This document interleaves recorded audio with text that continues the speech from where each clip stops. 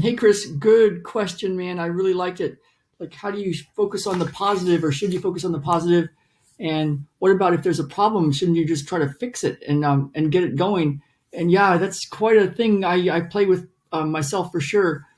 What I love to do is this approach, and you can try it if you like. We did some of it with you the other day, and it's whatever you can do both. You can do one, like say, focus on the positive and what you want and your vision and that sort of thing, and think about it and how much money you're making if you could get everything you want, and what kind of life it would be, and the lifestyle, and how Akbar says, put all the dollar amounts of what it would be to have the lifestyle you really, really want.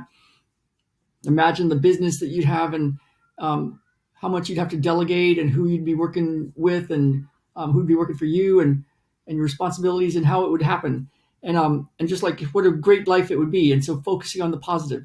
And then what's interesting is to get out of the head and to go in your body and just notice what's happening. Because even though you think, once you think you're thinking about the positive and visualizing the positive and living in the positive way of possibilities, you think you would feel great.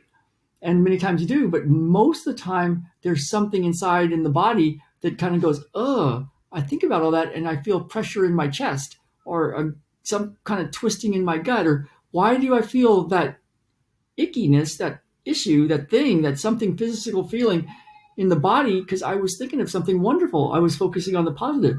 Well, whatever that feeling is that is being felt when you think about the positive, that icky feeling, that tightness, that pressure, that whatever that is, that's got information. And the cool thing is we don't have to know what that information is. It has all sorts of mental, emotional, spiritual pains and blocks and reasons why. But because we can put our attention on the physical feeling and stay with the feeling, it starts to do what it does. It gets felt, it gets experienced, it gets to run itself out. And at some point, sometimes much quicker than this is the fastest thing I've ever seen. And at some point it's gone and the feeling isn't there. And then you think of the positive, you focus on the positive, and you dream of your big life, and you go inside your body and it doesn't cause a pain in your chest or a tightness in your belly. And at that point, you're at peace. Now, the other side of that, think about the problem. Think about the funnel that's not working. Think about like, how do you figure this thing out? How do you do that? How do you do that? I don't know how to do this. I don't know how to get traffic. But think about the problem. And then what you can do is let go of that and go inside your body and feel what's happening. And maybe there's a pressure in the chest, or tightness in your solar plexus, or some sort of ache in your head. And what you can do, if you like, is to go put your attention on that.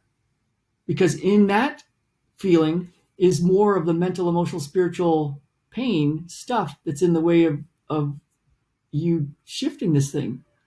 And so it'll also run itself out. And then once it's done, it's done.